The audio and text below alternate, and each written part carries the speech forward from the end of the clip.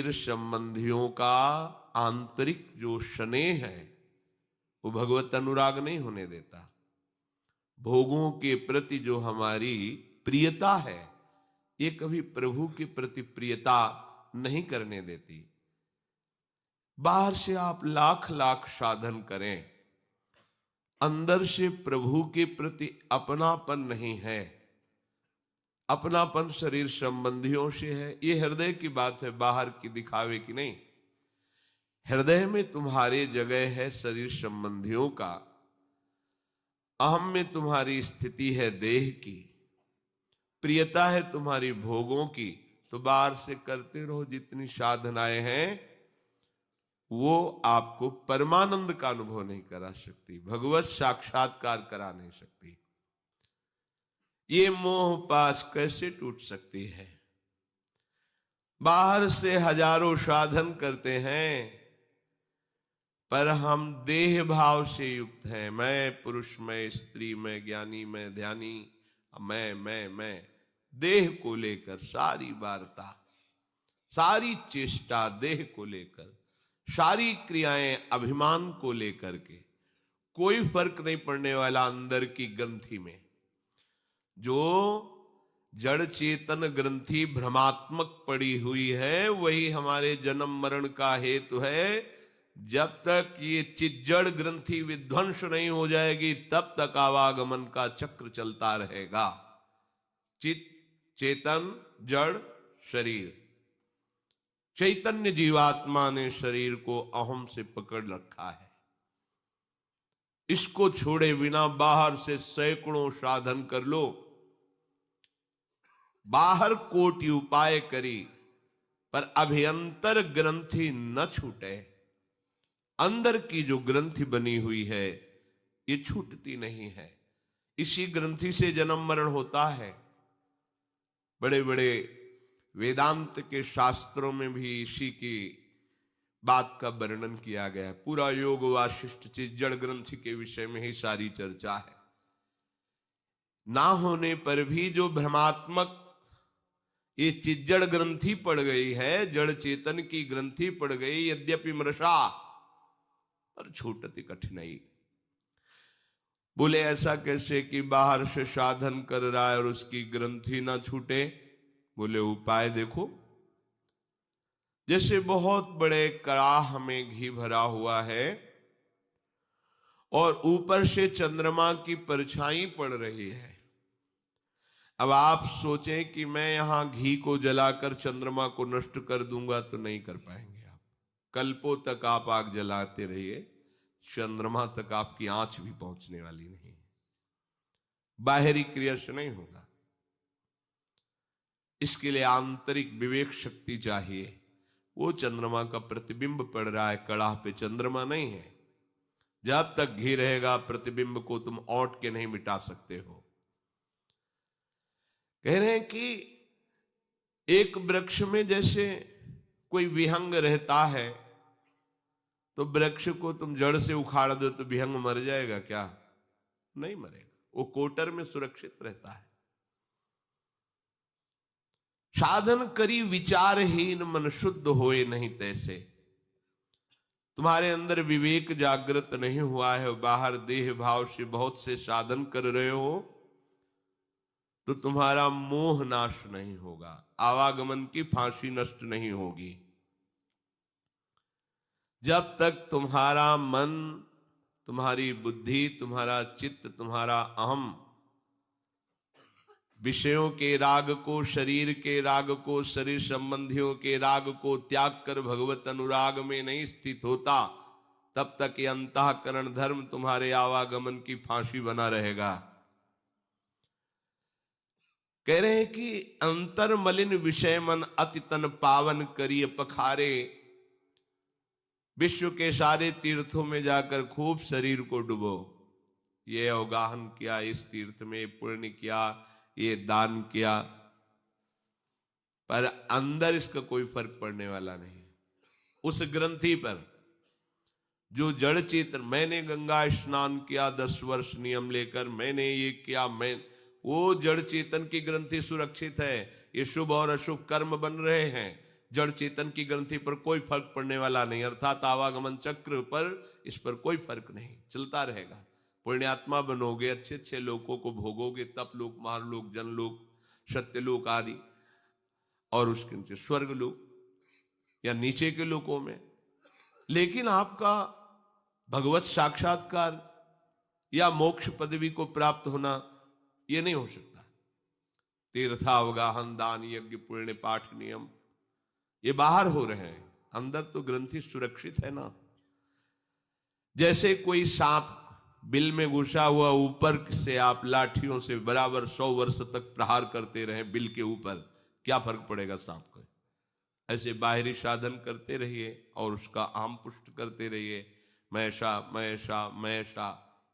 लेकिन उस मैं को जो तुमने शरीर से जोड़ रखा है वही तो तुम्हारे आवागमन का हेतु है।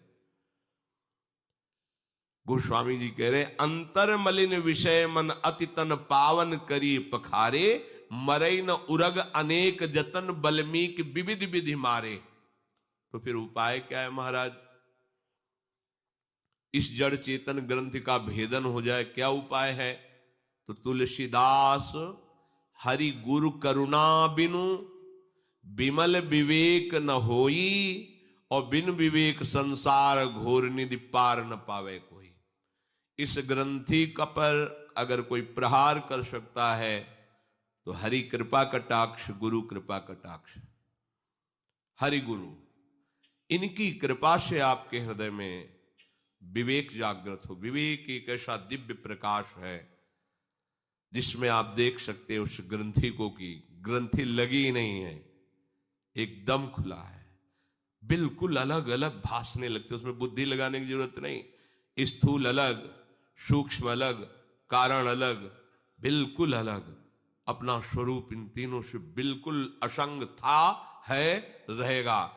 इसीलिए मोक्ष मूलम गुरु कृपा, कृपा कटाक्ष हुआ, वो शुद्ध विवेक जागृत हुआ, बस उसी विवेक से वो अनुभव कर पाए, बात तो से नहीं, क्रियाओं से नहीं। इसलिए कई बार सत्संग में कहते हैं कि क्रियाओं से, असत क्रियाओं का त्याग करके हम अंतर्मुखता की तरफ बढ़ते हैं, यदि हमें सत्संग मिल जाए तो। नहीं, उन क्रियाओं में देह भाव के कारण, अभिमान कर्ता भाव होने के कारण फिर वो शुभ क्रिया स्वरूप उत्तम उत्तम लोगों को भोगता है, लेकिन उसका परम कल्याण नहीं होता। ये जन्म संसार चक्र से उसकी मुक्ति नहीं होती, या भगवत प्रेम को प्राप्त नहीं होता। इसीलिए स्पष्ट कह दिया गया, यह गुण साधन ते नहीं होई, तुम्हारी कृपा पाओ कोई कोई। कोई कोई कृपा पात्र, कृपा पात्र जो सर्वतोभावेन आत्मसमर्पण कर दिया है प्रभु को।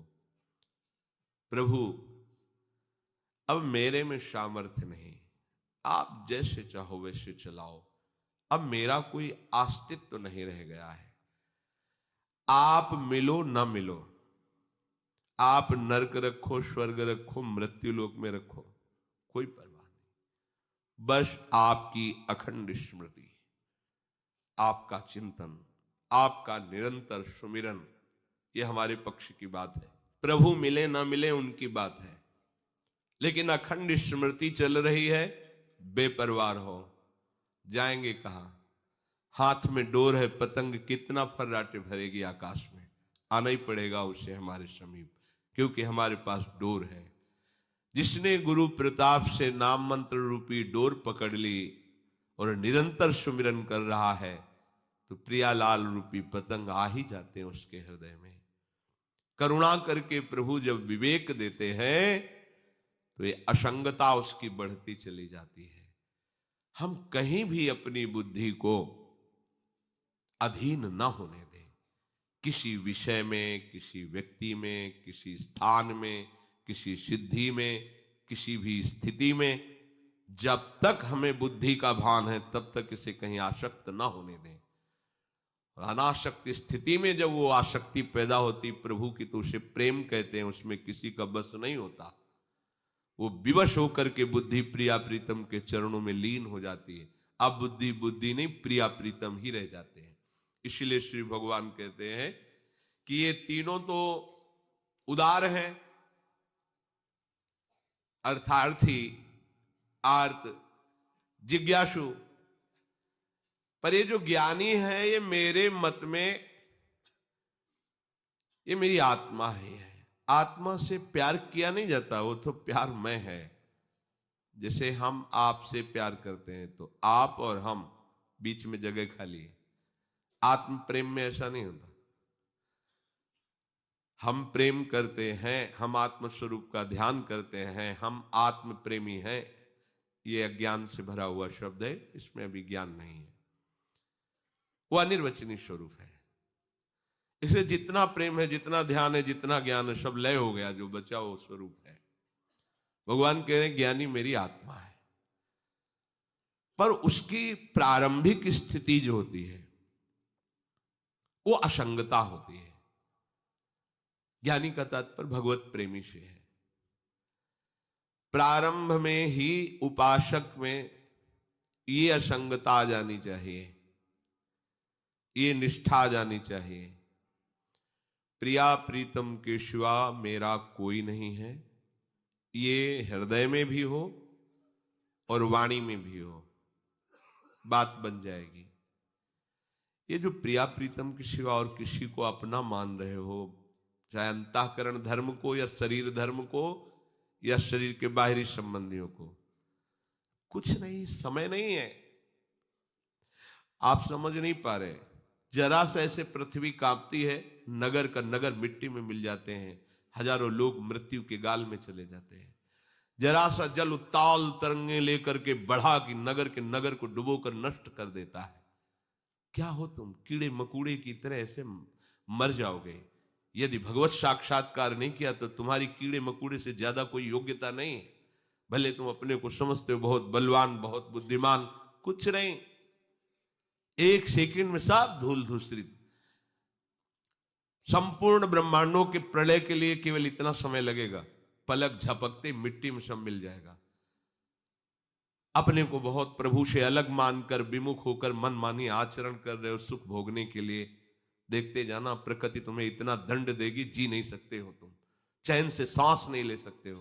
कहां भगवान, कौन भगवान? आंख खोल के देखो ना कि है कोई भगवान जहां किसी का बस नहीं चलता। तुम्हारी ये सब मिसाइलें, तोपे, तुम्हारी सारी ज्ञान विज्ञान के साथ धूल धूसरित हो जाएगा। यदि भगवान का अपमान करोगे, अवहेलना करोगे, विमुख होकर रहोगे तो ऐसे ही धूल धूसरित हो जाओगे, किसी काम के नहीं रहोगे। काल सबको मिट्टी में मिला देता है, धूल धूसरित कर सकता। इसलिए सावधान। ये जीवन केवल प्रभु के लिए मिला, चतुराई इसी में, जल्दी से भगवत प्राप्ति करो। भगवत प्राप्ति जल्दी से असंग हो जाओ, अन्य सहारे छोड़ दो, अन्य आश्रय छोड़ दो। जीव के कर्म का भोग उसकी बुद्धि ही दिलाती है। ध्यान से सुना, कोई और हमें दंड नहीं देता, हमारी बुद्धि हमको दंड देती है। भगवान हेतु की कृपा करके मार्ग देते, चलिए ये मेरा मार्ग है, मुक्त हो जा। और उसकी बुद्धि बार बार उसको प्रेरित करके संसार की तरफ, भोगों की तरफ, विषयों की तरफ, अहम की तरफ, धन का बल लेकर के विचरण करती। नहीं सत्संग चाहिए, नहीं नाम जप करना, नहीं सेवा करनी, बस कैसे सुख पूर्वक जीवन व्यतीत हो। क्या सुख?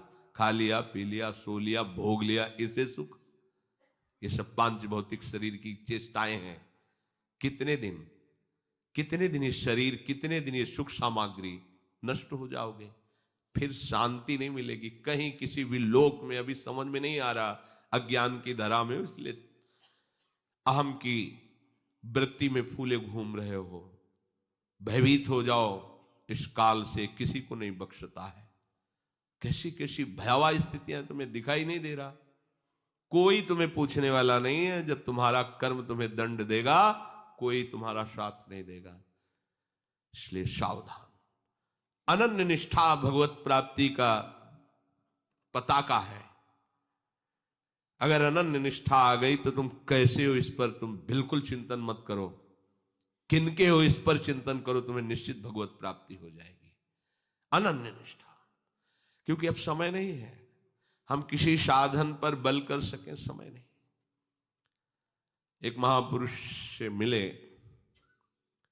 गिरिराज जी की 3 परिक्रमा प्रतिदिन, गिरिराज जी की, आप सब भी मिले थे। दैन्यता की मूर्ति, बस हृदय में हाथी की परिक्रमा नहीं दे पाते, टांग खराब हो गई है, अब बैठे क्या करें। देखो, हम अगर शरीर के किसी भी साधन पर पूरा बल रखेंगे तो धोखा है, मान लीजिए। इसीलिए हम कहते हैं हमारे साधन भी श्यामा श्याम है, हमारे साध्य भी श्यामा श्याम है। ये झूठ का शरीर है, तुम्हें सत्य भास रहा है। पानी का बुलबुला चिकना ऊपर से दिखाई दे रहा है, कब फूट जाए कोई भरोसे का नहीं। हमारी माला पे रति यहां से हाथ टूट जाए, माला नहीं चल पाएगा। हमारी बुद्धि पर बुद्धि भ्रष्ट हो जाए, ना जानो छिनंत कौन बुद्धि घटे प्रकाशित। हम गाने का भरोसा लिए हैं, जब आने ही मूक हो जाए तो बोले ऐसे तो सब कुछ हो सकता है। हाँ, उस सब कुछ बिगड़ जाने पर भी एक बात रहती है जिसे कहते हैं भगवद आश्रय। वो बुद्धि से नहीं होता, वो स्वयं से होता है। स्वयं अविनाशी है और अविनाशी का आश्रय ये भगवत प्राप्ति करा देगा। ये जल्दी बात समझ में नहीं आती, फिर भी कह रहा हूं, सुनते हुए भी तुम्हारी समझ में नहीं आएगी। भगवत प्राप्ति केवल भगवद आश्रय से होती है। सब साधन थका करके उसे भगवद आश्रित कर देते हैं। चाहे सुन के भगवद आश्रित हो जाओ या थक के भगवद आश्रित हो जाना। इसीलिए तात स्वर्ग अपवर्ग सुख धरी, तुलाए कंग तूल नताय सकल मिल जो सुख लव सत्संग। क्योंकि सत्संग से सुनते सुनते आपके सारे अहंकार की धज्जियां उड़ जाएंगी। बस एक ही बात होगा, प्रियाजू अब तो स्वीकार कर लो मुझे। मैं जान गया कि मेरे बनाए ना बनेगी कोटि कलप लौ, बस आपके बनाए बनेगी पल पाव में राधा राधा। गरेगी जीह जो कहो और को है, ये निष्ठा नहीं चाहिए। भगवत प्राप्ति इसी जन्म में हो जाएगी आपको। हम कह रहे हैं कि संख्या से भगवत प्राप्ति नहीं होती, मान लीजिए। क्रियाओं से भगवत प्राप्ति नहीं होती, मान लीजिए। भगवत प्राप्ति आंतरिक निष्ठा से होती है, आंतरिक आश्रय से होती है, आंतरिक निश्चय से होती है। आपको कोई भगवत प्राप्ति नहीं करा सकता। भगवान सामने खड़े हैं और आदेश कर रहे हैं कि यदि तुम मेरा साक्षात्कार करना चाहते हो तो मन मना भव मद भक्तो माद्यादि माम नमस्कुरु मयि एव मनाधत्स्व मयि बुद्धिम निवेशय अनन्य चेता सततम यो माम स्मृति नित्यशा। ये क्यों बोल रहे हैं? सामने खड़े सरकार, देख लो हो गया काम तुम्हारा। बोले नहीं, वास्तविक काम तुम्हारा ऐसे बनेगा। अनन्य चेता सततम यो माम स्मृति नित्य तस्याहम सुलभा। सामने खड़े कह रहे तस्याम, मैं उसको सुलभ हूं, वो मेरा साक्षात्कार कर सकता है। इसका मतलब वही पूर्ण रूप से नहीं देख पा रहे प्रभु को। सामने खड़े होने पर भी प्रभु को देखने के लिए सतत भगवद स्मृति चाहिए, भगवद आश्रय चाहिए, भगवद निष्ठा चाहिए। नहीं, दुर्योधन ने भी देखा, क्या उसका महापुरुषों ने सौभाग्य वर्णन किया? क्या बात है, भगवान का साक्षात्कार कर लिया इसने। नहीं किया, भगवान का साक्षात्कार नहीं किया उसने। क्योंकि बिना आश्रय के और भगवत चिंतन के भगवत साक्षात्कार हो ही नहीं सकता। जैसे हमको ये सब मायाकृत दिखाई दे रहा है, ऐसे उसको श्री कृष्ण मायाकृत दिखाई दे रहे थे। उसकी भगवत बुद्धि नहीं थी कि साक्षात परब्रह्म अनंत ब्रह्मांडों को अपने आप से सृजन पालन और लय करने वाले विश्वात्मा भगवान हमारे सामने। ये तो भीष्म जी देख रहे थे, ये भीष्म जी देख रहे थे, ये विदुर जी देख रहे थे, दुर्योधन नहीं देख रहा था। गरेगी जीह जो कहो और को, गल जाए जबान रसना कटो जो अन्न रटो। अनन्य निष्ठा अपने आराध्य देव के प्रति। यदि कभी किसी दूसरे से कह दूं कि मैं तो आपका ही हूं, भूल से भी, तो मेरी जबान नष्ट हो जाए। नहीं, एक निष्ठा केवल हमारे माई श्यामाजू को राज। ये बिल्कुल निश्चिंत हो जाओ, भगवत प्राप्ति हो जाएगी। आप मान लीजिए, हम किसी प्रलोभन से नहीं कह रहे तुम्हें। हम जो गुरुदेव भगवान की कृपा से, शास्त्रों की, श्रीधाम की कृपा से जो हृदय में स्फुरण होता है, उस बात को पकड़ा जाता है। भगवत प्राप्ति बहुत बड़ी बड़ी क्रियाएं करने वाले देखा गया है, लेकिन उनको वो बात नहीं बनी जो बननी चाहिए। और सहज दैन्य होकर प्रभु का आश्रय लिया, बात बन गई। चरित्रों में आप पढ़ के देखो, सब जगह सूक्ष्मता से देखो। भगवद आश्रित होकर बड़े बड़े दिव्य साधन हो गए। लेकिन उनको न साधन से मतलब है, न साधन के फल से मतलब है। यंत्रवत प्रभु करवा रहे इसलिए हो रहा है। उनका सिर्फ प्रभु के आश्रय से मतलब, प्रभु के चरणारविंद की समर्पित वृत्ति, निरंतर प्रभु के स्मरण में लगे हुए हैं। कोई अब क्या परवाह भगवत प्राप्ति की। जानकी जीवन जन्म जन्म जग जायो, तिहारे ही कौर को हो। आहा, गोस्वामी जी कह रहे हैं, हे प्रिया प्रीतम, मैं तो इस संसार में जन्म जन्म में आपकी जूठन खा के ही जी रहा हूं, आपकी जूठन खा के, किसी अन्य का दूसरो न कोई। निष्ठा देखो, जहां महाभागवत जनों की वाणी स्फुरित हुई, मेरे तो गिरधर गोपाल दूसरो न कोई। तीन लोक तिहु काल न देखत, सुहृद रावरे जोर को हो। तीनों लोक में, तीनों काल में आपके जैसा अहेतुकी प्यार करने वाला कोई नहीं है। भूत भविष्य वर्तमान, भूतल पाताल ऊपर अंतरिक्ष लोकों में, कोई तीनों लोकों में, तीनों कालों में, हे हरि, हे प्रिया प्रीतम, आप जैसा अहेतुकी प्यार करने वाला कोई नहीं है। तुम सो कपट करी कलप कलप क्रम हुई हो, नरक घोर को हो। हे नाथ, यदि मैं एक कपट करके बोल रहा हूं तो कल्प कल्पांतर तक तुम नरक कीट बनाकर मुझे घोर नरकों में डालना। ये मैं सत्य कह रहा हूं प्रभु, मेरी जबान कट जाए जो आपके सिवा किसी से कहूं कि आपकी आश्रित हूं। ये बात, अगर किसी और की भी जूठन खाने की इच्छा हो तो धिक्कार हमारे जीवन को। मैं तो सिर्फ आपकी उच्चिष्ट से जी रहा हूं, केवल आपका हूं, आप जैसा कोई प्यार करने वाला नहीं। कहा भयो जो मन मिली, कलिकाल ही कियो भौतवा भौर को हो। ये कलयुग से हमारा मन मिल गया और इसने संसार चक्र की भंवर में मुझे डाल दिया। भौतवा जल में रहता हुआ, भंवर में फंसता हुआ भी वो ऊपर ही घूमता है, भंवर उसको नीचे नहीं ले जा पाता।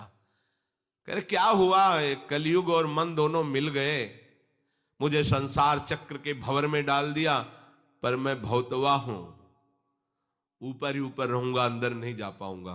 क्यों? क्योंकि आपका भरोसा है। ये माया मुझे अपने चक्र में फंसा के नष्ट नहीं कर सकती, ये डुबो नहीं सकता भव समुद्र मुझे, क्योंकि आपकी कृपा कोर का भरोसा हो गया है। तुलसीदास शीतल नित यही बल, बड़े ठिकाने ठौर को हो। गरेगी जी जो कहो और को, बहुत बड़ा ठिकाना मिल गया प्रभु के चरणारविंद का आश्रय। मेरा हृदय इसी बात से शीतल रहता है। ध्यान दीजिए, मेरा हृदय इसी बात से शीतल रहता है, या शीतल हुआ या शीतल होगा। बड़े ठिकाने ठौर को, बहुत बड़ा ठिकाना मिल गया है। बस यही है भगवत प्राप्ति का मूल हेतु। चाहे मूर्छावस्था हो, चाहे जैसी अवस्था हो, उस समय हमारा आश्रय जागृत रहता है, उस समय हमारा आश्रय बिल्कुल सुरक्षित रहता है, चाहे संसार का ही क्यों ना हो, तभी हमारा जन्म होता है। मूर्छित है कोई चिंतन नहीं, लेकिन हमारा आश्रय कहां था? स्त्री पुत्र धन संपत्ति संसार, अगला जन्म निश्चित हो गया उसी के अनुसार। अगर हमारा आश्रय हरि का है तो भले हरि का चिंतन नहीं हो रहा, लेकिन उसी आश्रय से हमारी उत्तम गति होगी। ये बात आंतरिक है, विज्ञानानंद घन से युक्त बात है, आंतरिक हृदय से। तभी गोस्वामी जी ने कहा बाहर से कोटि उपाय करो, बात नहीं बनेगी। ये आंतरिक बात हृदय से, जो आंतरिक प्रभु को स्वीकार कर लेता है तो वो है ज्ञानी, वो ज्ञानी है। उसने शरीर संबंधी साधनों का बल नहीं रखा, उसने मेरे बल सी वृंदावन रानी, मेरे बल सी वृंदावन रानी। ये बल जानते हो कब जागृत होता है? जब कोई बल नहीं रह जाता। अपबल तपबल और बाहुबल, चौथो बल है दाम शूर किशोर कृपाते सब बल, हारे को हरिनाम। ये बल जागृत हुआ।